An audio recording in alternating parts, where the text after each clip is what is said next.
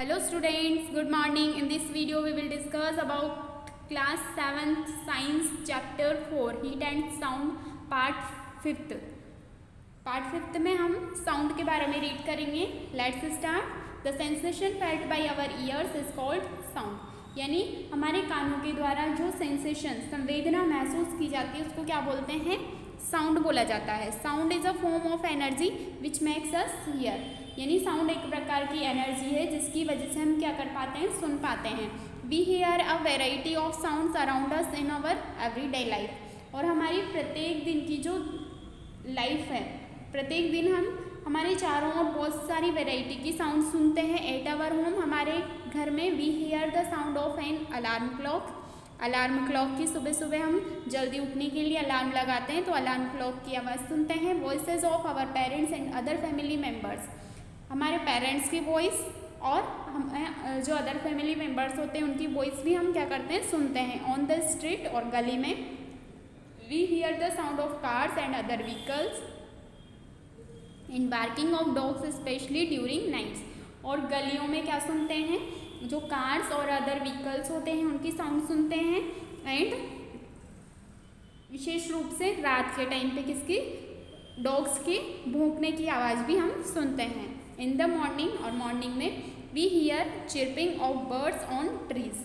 और सुबह सुबह के टाइम पे हम पेड़ों पर पक्षियों के चहचहाने की आवाज़ सुनते हैं. इन द स्कूल, और स्कूल में we hear the sound of school bell. और स्कूल बेल की आवाज़ हम कहाँ पे सुनते हैं, स्कूल के अंदर. Voice of our classmate and teacher. और हमारे क्लासमेट्स और टीचर जो होते हैं उनकी वॉइस भी हम सुनते हैं. Sound of whistle of our games teacher and sounds produce by tabla, violin and harmonium in the music room. यानी कि जो हमारे गेम्स टीचर होते हैं वो क्या बजाते हैं, गेम्स प्ले करवाते हैं तब विसल बजाते हैं तो उसकी साउंड भी हम सुनते हैं. और म्यूज़िक ग्रुप में जो तबला, वायलिन, हारमोनियम होते हैं उनकी साउंड भी हम सुनते हैं. एट नाइट, और रात को we can hear the humming of insects and mosquitoes.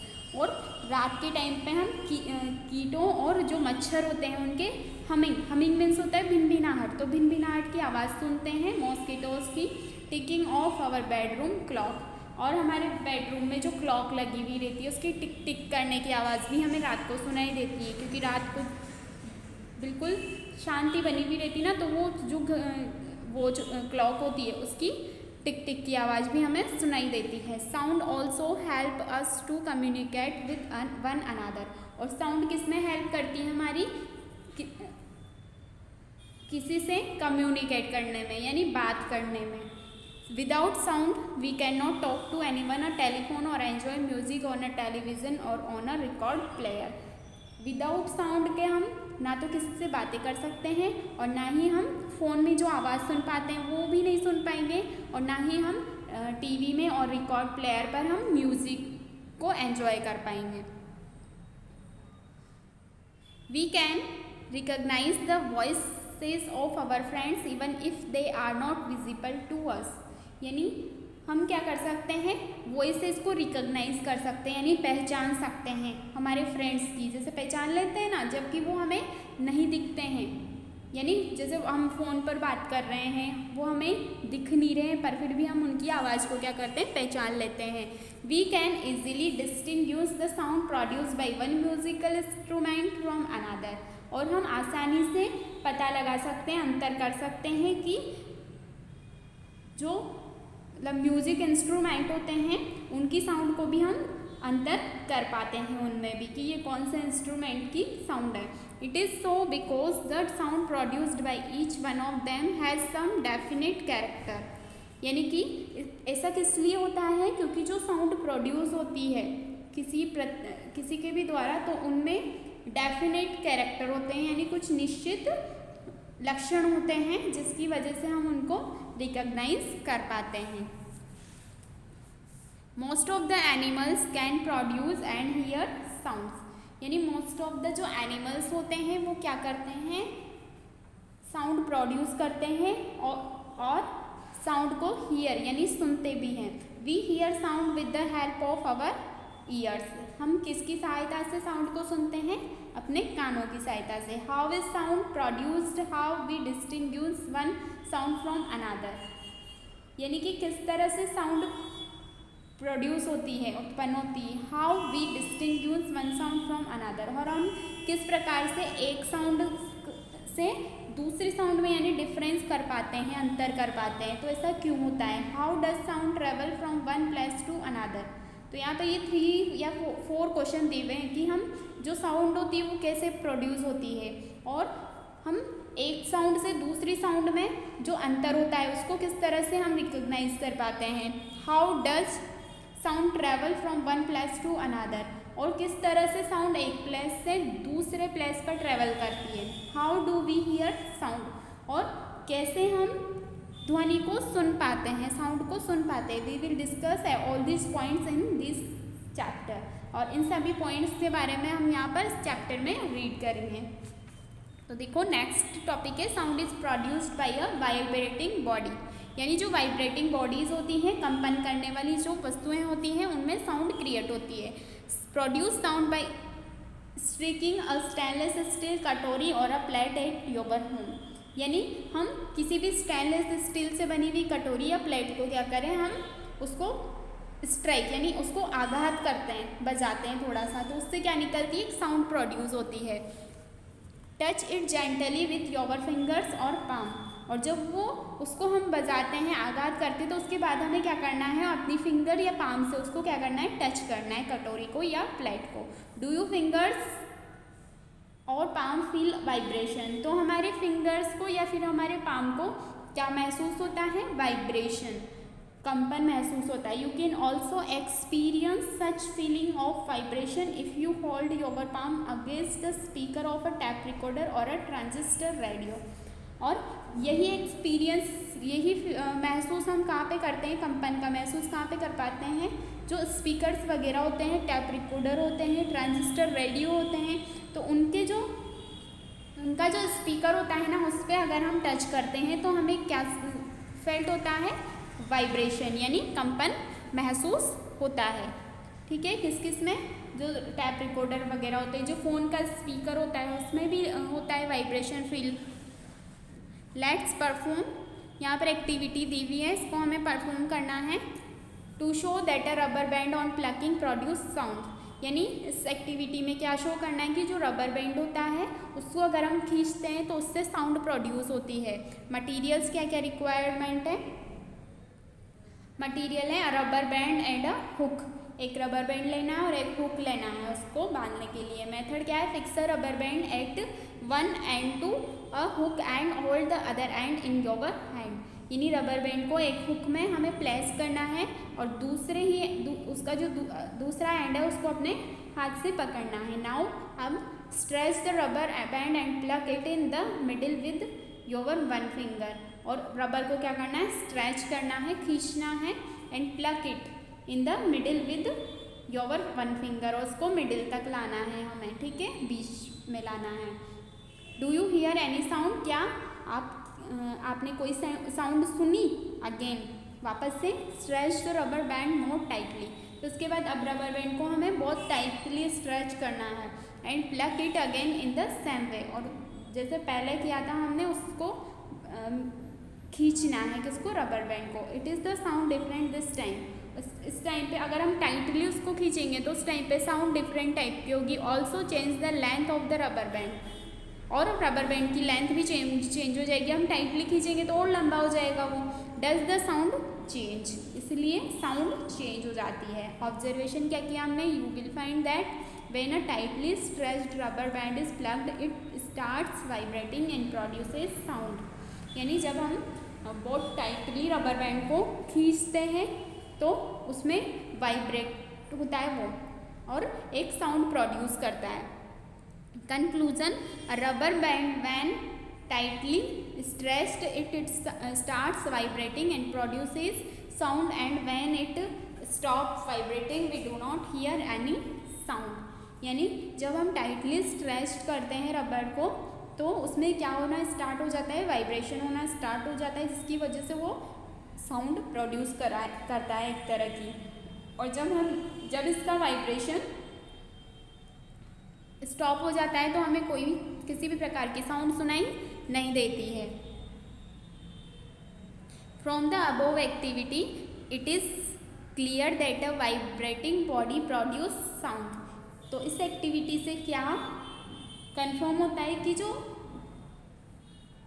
Vibrating bodies होती है यानी कंपन करने वाली जो वस्तुएं होती हैं उनसे क्या प्रोड्यूस होती है, साउंड प्रोड्यूस होती है। In some cases the vibration are easily visible to us, यानी बहुत से कुछ केसेस होते हैं जिनमें हमें वाइब्रेशन इजीली विजिबल हो जाते हैं यानी आसानी से दिख जाते हैं, but it in most cases they are so small that we can not see them.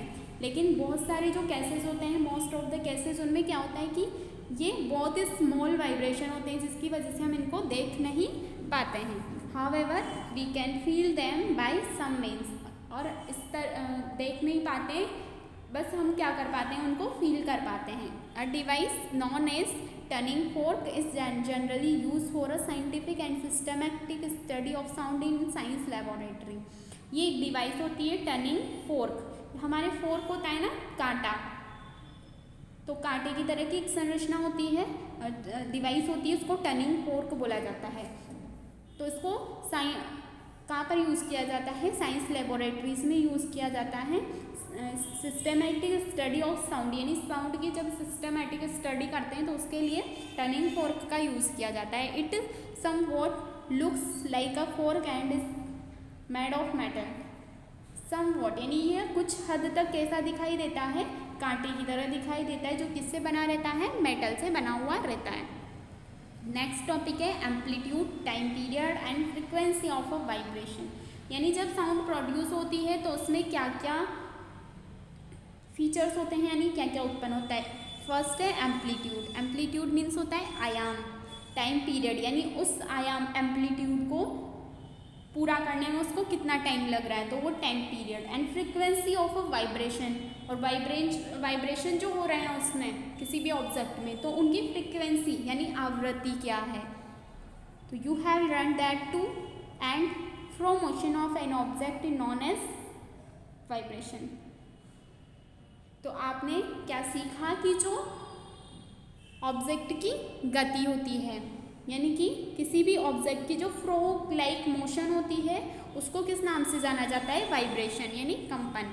This type of motion is called oscillatory motion, और मोशन के इस टाइप को क्या बोला जाता है, ऑसिलेटरी मोशन यानी दोलन गति बोला जाता है इसको। यहाँ पर अभी एक और एक्टिविटी है जो हमें परफॉर्म करनी है। Let's perform to show a simple pendulum.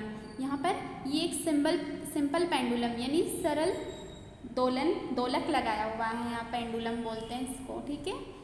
अब मेटल बॉक्स मटेरियल क्या क्या चाहिए, metal ball, a hook and a thread. यानी एक तो मेटल की बॉल चाहिए हमें, एक हुक चाहिए और एक थ्रेड धागा चाहिए। मेथड क्या है, take a metal ball with a hook and tie it to the end of a thread and suspended it from a rigid support as shown in the figure। यानी कि हमें क्या करना है, एक मेटल की बॉल लेनी है और इस पेंडुलम से हमें इसको यहाँ पर सस्पेंड कर देना है यानी बांध देना है। ये लॉन्ग थ्रेड यूज में करना है हमें, यहाँ पर हुक की मदद से इसको हमें बांध देना है ऊपर की तरफ। ये क्या है, इसकी लेंथ है, इसकी थ्रेड की, ठीक है। ये क्या है, यहाँ पर मेटल बॉल है। ये क्या होता है, सिंपल पेंडुलम होता है, ठीक है।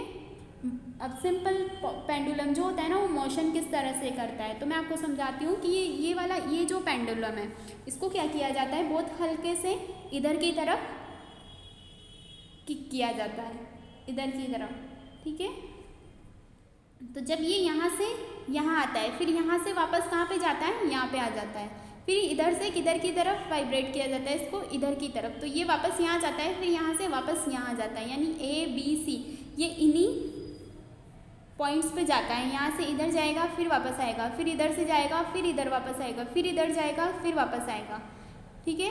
तो ये एक्सट्रीम पोजीशन होती है इसकी, ये भी एक्सट्रीम पोजीशन है, और ये इसकी मीन पोजीशन या फिर सेंटर पोजीशन होती है। यानी ये एक एक्सट्रीम है, यहाँ से आगे नहीं जाएगा ये, ठीक है। हल्के से हमें इसको किक करना है, बहुत हल्के से। Motion of a simple pendulum, यानी ये सिंपल पेंडुलम जो होता है ना इस तरह से मोशन करता है. Observation, the ball begins to vibrate और oscillate to and fro along the arc of a circle, यानी एक सर्कल के रूप में मूवमेंट करता है कौन, ये बॉल. इस तरह इधर आएगी फिर इधर आएगी. The motion of the ball is oscillatory, यानी ये जो बॉल का मोशन है वो क्या है, ऑसिलेटरी, यानी दोलन गति कर रहा है ये. The motion of the balls from its extreme position B, ये एक्सट्रीम पोजिशन बी है तो बी से कहाँ पर आएगा, टू सी. तो एक्सट्रीम पोजिशन बी से सी पर आएगा. Then back to B is called, back to B is called one oscillation. और जब ये वापस कहाँ पे आ जाएगा, देखो पहले तो बी से कहाँ पर आया, यहाँ से इधर किया हमने तो यहाँ से कहाँ पर आएगा, सी तक. फिर सी से वापस कहाँ जाएगा, ए पर. तो ए पर जब आएगा तो इसका पूरा एक ऑसिलेशन पूरा हो जाएगा, यानी कि एक दोलन पूरा हो जाएगा इसका. The oscillation of a pendulum ball could be large और small depending on how far you move it before releasing, यानी कि पेंडुलम बॉल का जो ऑसिलेशन होगा, दोलन होगा, वो कितना बड़ा होगा या कितना छोटा होगा, ये किस पे डिपेंड करता है कि हमने उसको रिलीज जब किया, यानी हमने उसको छोड़ा तो कितने दूर तक उसने मूव किया, उस पर डिपेंड करता है. कंक्लूजन क्या निकलता है, the maximum distance to which the ball move from its central position या mean position is called the amplitude of oscillation, यानी सेंट्रल पोजिशन से जब मूव किया बॉल ने तो वो कितनी मैक्सिमम डिस्टेंस कवर कर रहा है, तो उस मैक्सिमम डिस्टेंस को क्या बोला जाता है, एम्पलीट्यूड ऑफ ऑसिलेशन, यानी दोलन का आयाम बोला जाता है. In figure B, A B व AC is the amplitude of the oscillation, यानी जो ये फिगर दिया हुआ है हमें, इसमें ये ए बी और ऐसी क्या है, ये एम्पलीट्यूड है ऑसिलेशन के, यहाँ से यहाँ तक और यहाँ से यहाँ तक का. ठीक है. Now use a stopwatch or a stop clock to find out the time required for completing one oscillation. और हमें फिर इसके बाद क्या लेनी है, स्टॉप वॉच होती है लेबोरेटरीज के अंदर या फिर स्टॉप क्लॉक होती है, तो उसको लेना है और हमें टाइम रिकॉर्ड करना है कि वन ऑसिलेशन कितने टाइम में पूरा हो रहा है. As this time is very small, और ये टाइम बहुत ही छोटा सा होता है, कम ड्यूरेशन का होता है. It is difficult to measure it accurately, और उसको एक्यूरेट मेज़र करना बहुत ज़्यादा डिफ़िकल्ट होता है. To overcome this problem you can measure the time taken for a large number of oscillation. और इस प्रॉब्लम से बाहर आने के लिए हम क्या करते हैं, time taken for a large number of oscillation से 30 ऑसिलेशंस, यानी हम क्या कह सकते हैं कि 30 ऑसिलेशन हुए हैं, यानी 30 दोलन हुआ है. This time divided by 30 will give you the time taken for one oscillation. तो इन 30 ऑसिलेशन को हमें किससे डिवाइड करना है, 30 से. तो हमारे पास क्या आ जाएगा, इसका टाइमिंग आ जाएगा. This time is known as time period, और इस टाइम को क्या बोला जाता है, उसका दोलन काल बोला जाता है. It is very important to note here that for a given pendulum the time period remains the same whether the amplitude of oscillation is large और स्मॉल, यानी एम्पलीट्यूड, ऑसिलेशन का एम्पलीट्यूड आयाम कितना भी हो, लार्ज हो या स्मॉल हो, उससे टाइम पर इफेक्ट नहीं पड़ता है. ठीक है, जो टाइम पीरियड यानी दोलन काल होता है उस पर कोई फ़र्क नहीं पड़ता है. It is not depend on the amplitude of oscillation, यानी जो टाइम पीरियड होता है वो किस पे डिपेंड नहीं रहता है, एम्पलीट्यूड पर निर्भर नहीं रहता है. द नंबर ऑफ ऑसिलेशंस पर second is called the frequency of oscillation, यानी पर सेकेंड कितने ऑसिलेशन हो रहे हैं तो उसको क्या बोला जाता है, फ्रिक्वेंसी ऑफ ऑसिलेशन, यानी दोलन की आवृत्ति बोला जाता है. Frequency is measured in hertz. Frequency यानी आवृत्ति को किस में मेज़र किया जाता है, हर्ट्ज में मेज़र किया जाता है. ये इसकी यूनिट है हर्ट्ज.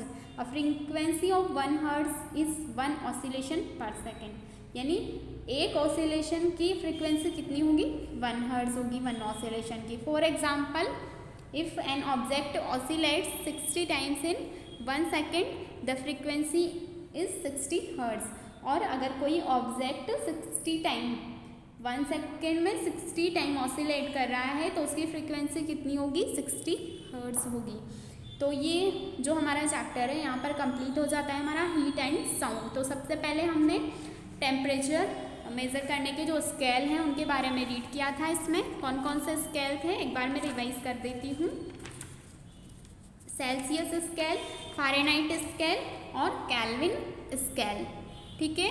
तो मोस्ट ऑफ द जो लेबोरेटरीज होती हैं उनमें केल्विन स्केल का यूज़ किया जाता है। उसके बाद हमने थर्मामीटर्स के टाइप्स से रीड किए थे। तो clinical thermometer, laboratory thermometer and digital thermometer. और आजकल किस थर्मामीटर का यूज़ किया जाता है, डिजिटल थर्मामीटर का यूज़ किया जाता है। फिर उसके बाद में हमने हीट के बारे में रीड किया कि हीट क्या होती है, एक प्रकार की एनर्जी होती है। और फिर हमने हीट के फ्लो के 3 मेथड्स हमने रीड किए। पहला था कंडक्शन, तो कंडक्शन किस में होता है, सॉलिड में होता है। फिर पढ़ा हमने कन्वेक्शन, कन्वेक्शन किसके अंदर होता है, लिक्विड और गैसेस के अंदर होता है। और रेडिएशन सभी में होता है, ठीक है। उसके बाद हमने थर्मस फ्लास्क के बारे में रीड किया, कंडक्टर्स और इंसुलेटर्स के बारे में रीड किया, थर्मस फ्लास्क। फिर उसके बाद हमने लास्टली साउंड के बारे में रीड किया कि साउंड किस तरह से जनरेट होती है। ओके।